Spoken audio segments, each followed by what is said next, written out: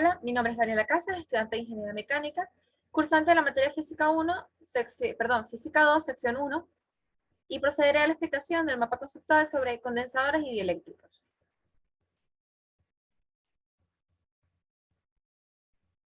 Muy bien.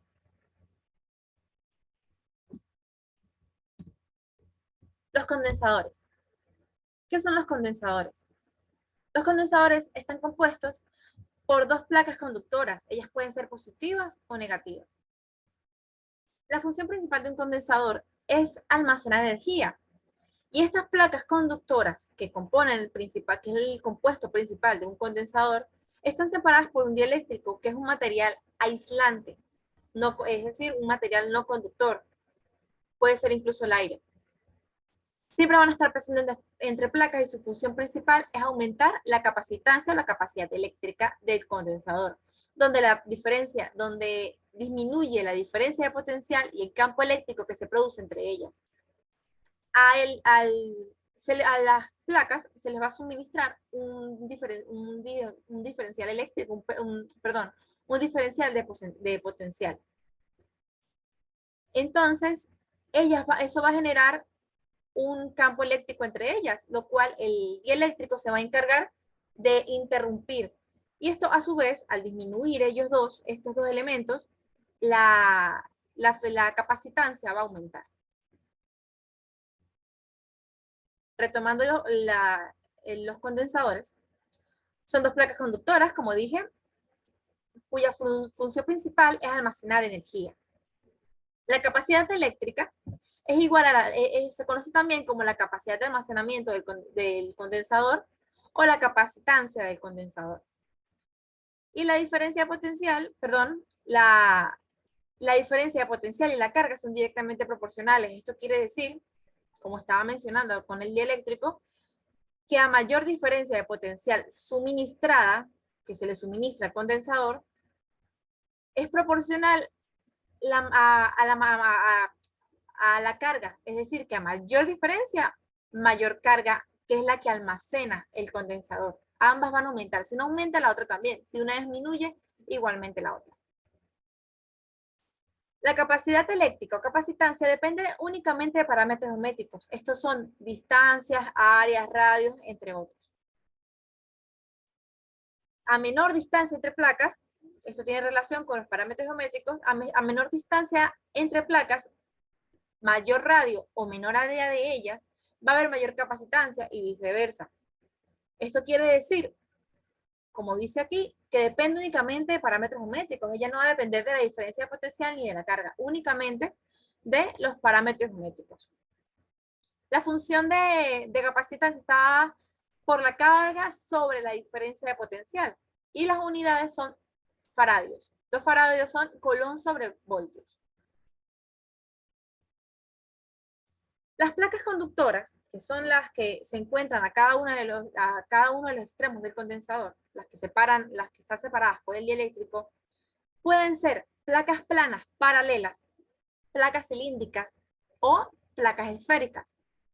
Como dije anteriormente, están relacionadas, ellas dependen únicamente de parámetros geométricos.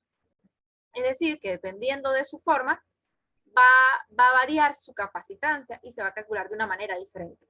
Por ejemplo, las placas planas paralelas se calculan, es igual a la capacitancia, es igual al epsilon sub 0, que es la constante, por el área sobre la distancia entre ellas.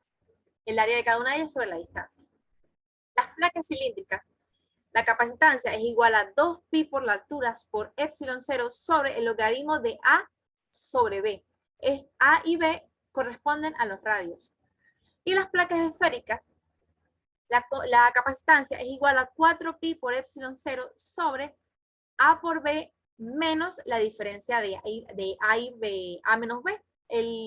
Como dije anteriormente, A y B corresponden a los radios, es decir, que sería el producto de los radios sobre la diferencia de ellos mismos.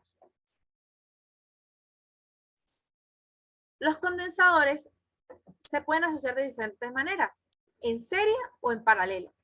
Cuando tenemos condensadores en serie, la carga total es igual a la carga 1 y es igual la carga 2 y a la carga 3, 4, 5, n cargas. Esto quiere decir que la carga de cada uno de los condensadores cuando se encuentran en serie va a ser la misma. Y esa a su vez va a ser la carga total.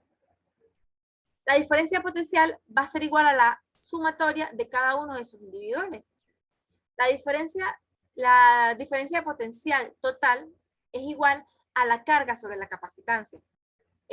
A la carga sobre la capacitancia en el condensador 1, igual con el condensador 2, igual con el condensador 3, igual con N condensadores. La diferencia de potencial total va a ser carga sobre capacitancia en cada uno de sus individuales. Y la capacitancia total va a ser el recíproco de la capacitancia, es decir, 1 sobre la capacitancia. La capacitancia total siempre va a ser menor a cada uno de sus individuales. Por ejemplo, si la capacitancia en el condensador 1 es igual a 1, la capacitancia total va a ser menor a 1, aunque se esté sumando con las otras capacitancias individuales.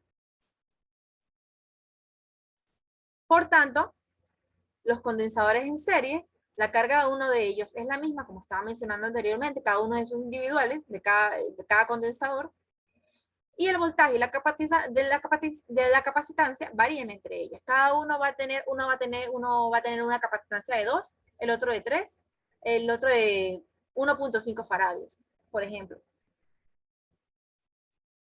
Y para los condensadores en paralelo, la carga total es igual a la sumatoria de las cargas en los diferentes condensadores. Carga 1, carga 2, carga 3, carga N, QN, N cargas. Diferencia potencial va a ser igual a la diferencia de potencial en la carga 1, perdón, en el condensador 1, en el condensador 2, en el condensador 3. Todos van a ser exactamente el mismo. Por tanto, el total va a ser el mismo que los individuales. La carga total es igual a la capacitancia total más la diferencia de potencial total, que esto a su vez es igual a la capacitancia por el voltaje en cada uno de los condensadores, en el 1, en el 2, en el N condensadores. Y la capacitancia total va a ser la sumatoria de las capacitancias. La 1, la 2, la 3, la 4, N capacitancias. Los condensadores, como dije anteriormente, los condensadores en paralelo, la carga y la capacitancia varían entre ellos. Y el voltaje, que aquí, perdón por el error aquí de transcripción, el voltaje en cada uno de ellos va a ser el mismo. Los condensadores tienen muchísimos usos en la vida cotidiana, en la ciencia, en la ingeniería, en la electrónica, porque tiene muchísimos usos. Es un componente básico en la electrónica, principalmente.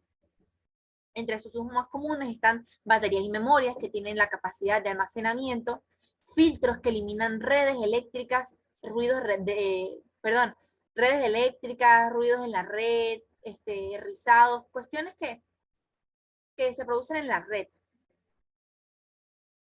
Esta es una fuente, como fuente de alimentación, su capacidad de carga y descarga permite la rectificación de ondas, que es indispensable a su vez para la transformación de energía alterna, de corriente alterna a corriente directa. Hay muchos elementos de electrónica que trabajan con energía, con corriente directa. Y los los condensadores sirven para transformar de la energía de la corriente alterna a la corriente directa. Otros usos están las cámaras, los tubos fluorescentes, las memorias, las tarjetas de computadora.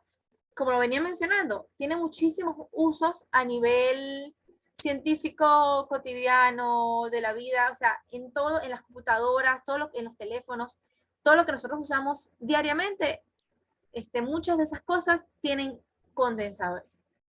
Eso es todo con respecto a la explicación del mapa. Espero que se haya entendido. Muchas gracias.